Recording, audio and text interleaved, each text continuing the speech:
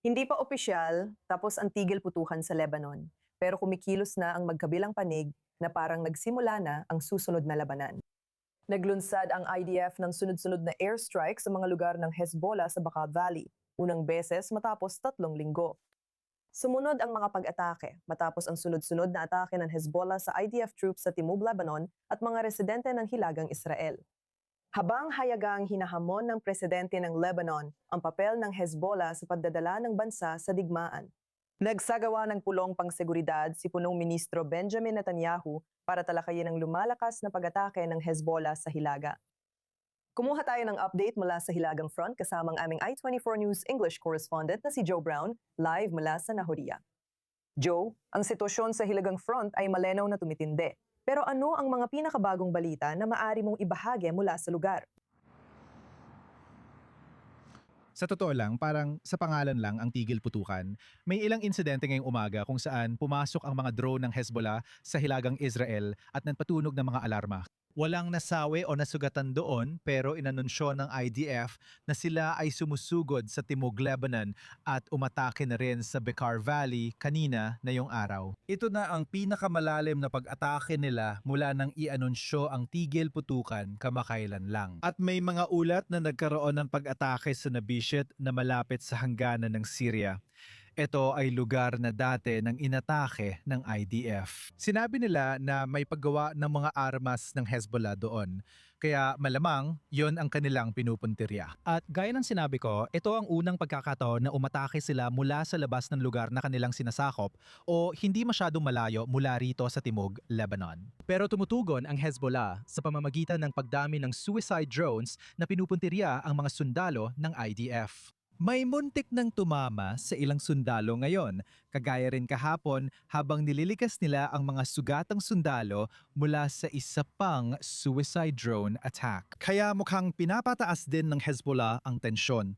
At mukhang hindi pa ito ang katapusan ng mga paglala doon. Ayon sa Al Jazeera Arabic, sinabi ng isang opisyal ng Hezbollah na ang susunod na hakbang ay malamang na mga suicide attack na nakita nila noong dekada 80 nang sinakop ng Israel ang Lebanon. Noong dekada 80, maraming pag-atake malapit sa punong tanggapan ng IDF sa Tyre, Katimugang Lebanon na nagresulta sa pagkamatay ng mahigit 100 sundalo ng IDF. Isa ito sa mga pinaka-nakamamatay na pag-atake laban sa mga sundalo ng IDF sa kasaysayan nito pagkatapos ng 1,948. Kaya ito ay isang bagay na pagbabantayan ng IDF. Ayon sa Israeli media, kahit hinihikayat ni Benjamin Netanyahu ang mas maraming pag-atake sa Lebanon, iniulat na inaatras niya ang ilang batalyon mula sa katimugang Lebanon. Kailangan pa nating makita ang mangyayari. Pero sa ngayon, tigil putukan nga ba ito?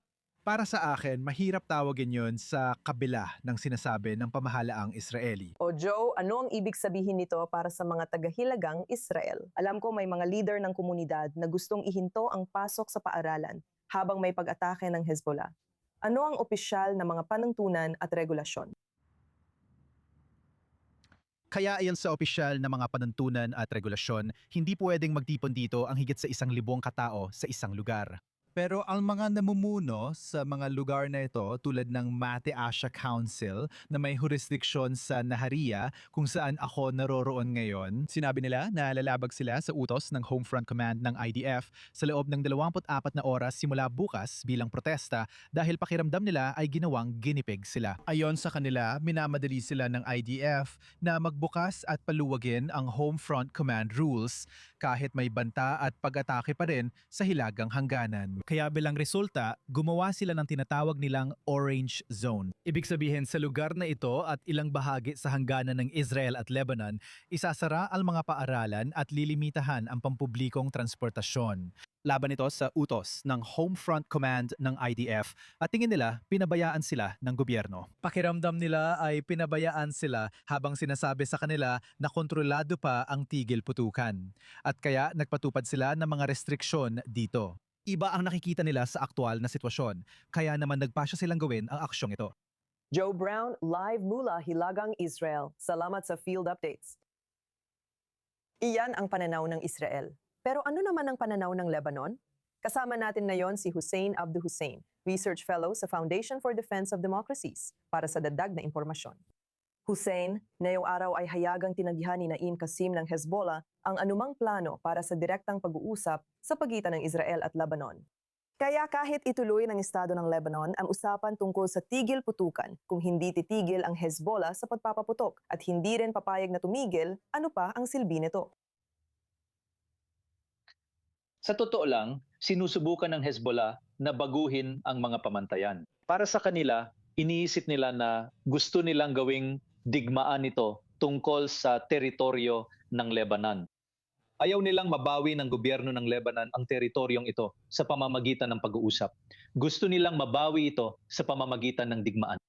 At gusto nilang ang digmaan ay manatili lang sa katimugang bahagi ng bansa, hindi sa buong bansa, dahil malinaw na wala silang interes na palawakin pa ito. Sa ganitong paraan, umaasa silang mailipat ang usapan mula sa usapin kung dapat bang armasan ng Hezbollah o hindi patungo sa usapin kung dapat ba nitong mabawi ang teritoryo o hindi. Sa madaling salita, sinusubukan nilang bumalik sa kasunduan noong Abril 1996 kung saan ang kanilang mga armas ay lehitimo at itinuturing silang kilusan ng paglaban laban sa Israel. Sinusubukan nilang buhayin muli ang bahaging iyon ng kasaysayan, umaasang magbubulag-bulagan ang pamahalaan ng Lebanon at hindi nahahabulin ang mga armas. Anong masasabi mo sa tugon ni Pangulong Joseph Aoun ng Lebanon sa pahayag ni Naim Qasim? Inakusahan niya ang Hezbollah ng pagtataksil at pagdadala sa Lebanon sa digmaan para sa interes ng Iran. Matindi ang sinabi ni Aoun. Paano kaya ito magdudulot ng mas malaking hidwaan sa Lebanon? Tingnan mo, matagal na akong may duda kay Aoun at sa gobyerno ng Lebanon. At lagi kong sinasabi na puro salita lang sila. Kailangan kong purihin si Pangulong Aoun dahil kahit sa mga salitang ito, tila nilalagay niya sa panganib ang sarili niyang seguridad. Sinasagupan niya ng harapan ang Hezbollah. Inakusahan niya sila ng pantataksil.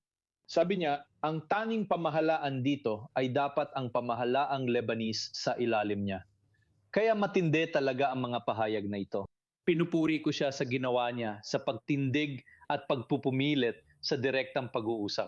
Kaya sinasabi at ginagawa niya ang mga tamang bagay. Pero kung makikinig ba ang Lebanese army sa kanya at hahabulin ang Hezbollah at susubukang tanggalan ng armas ang Hezbollah, hindi pa tayo sigurado dyan. Sa ngayon, umaasa ko na mapapangalagaan ang kanyang sariling seguridad.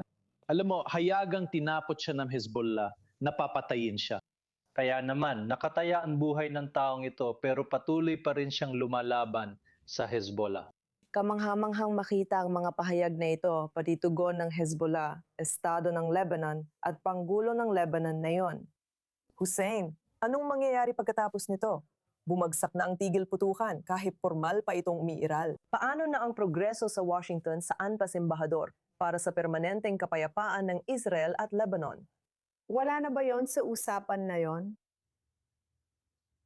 Hindi, sa tingin ko, habang tumitindi ang digmaan, mas lalong kailangan ang pag-uusap. Ito ang malinaw na sinabi ng Pangulo ng Lebanon. Sabi niya, kung may digmaan, ititigil natin ito sa pag-uusap. Ngayon, magagawa ba niyang itigil ang digmaan? Wala siyang kontrol sa sitwasyon sa panig ng Lebanon. At din, wala rin siyang kontrol sa panig ng Israel. Kaya kailangan itong maging kombinasyon ng dalawang bagay. Kailangang manaig ng IDF laban sa Hezbollah sa lupa.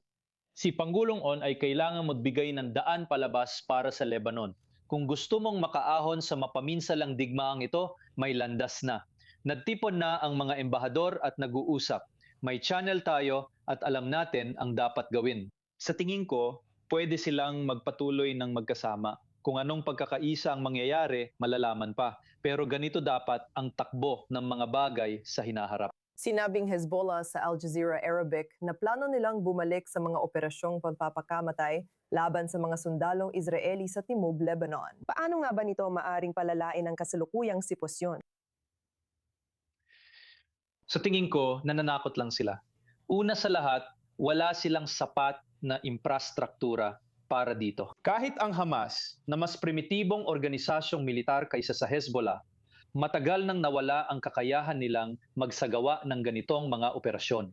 Kaya wala rin talaga ang Hezbollah nito. Kailangan din na ang mga suicide bomber na ito ay magtago sa gitna ng mga sibilyan para mas orpresa nila ang mga tropang Israeli. Ang alam natin na yon ay sa timog ng dilaw na linya, walang tao o populasyon, kaya pwedeng paputukan ng IDF ang sinumang makita. Kaya kahit isang langaw ay hindi makakadaan, lalo na ang isang may gulang na tao na lalapit sa mga tropang IDF.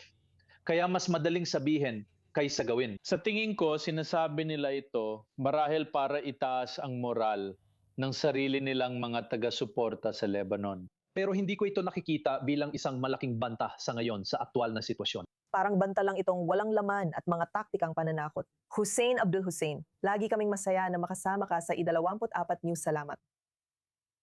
Salamat!